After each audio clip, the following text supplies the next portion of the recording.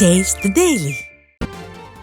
வருகிற 15ஆம் தேதி நீலகிரி, கோவை மாவட்டங்களில் ஓரிரு இடங்களில் கனமழை பெய்ய வாய்ப்புள்ளதாக வானிலை ஆய்வு மையம் தெரிவித்துள்ளது.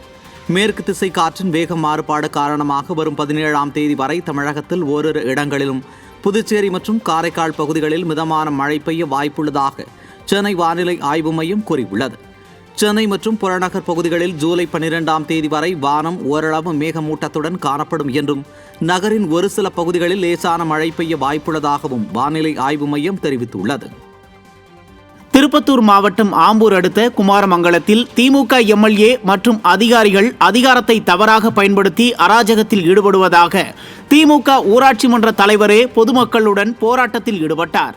திமுகவை சேர்ந்த குமாரமங்கலம் ஊராட்சி மன்ற தலைவர் முனுசாமி பொது நிதியை விதிமுறைகளுக்கு முரணாக செலவிட்டதாக கூறி அவரது காசோலையில் கையெழுத்திடும் அதிகாரத்தை ஆட்சியர் ரத்து செய்து உத்தரவிட்டார்.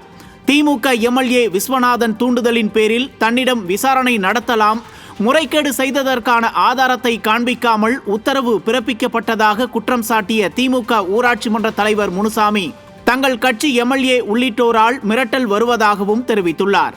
விடியா திமுக ஆட்சியில் அக்கட்சி ஊராட்சி மன்ற தலைவரே வீதிக்கு வந்து போராடும் அவல நிலைக்கு தள்ளப்பட்டுள்ளதாக மக்கள் குற்றம் சாட்டினர்.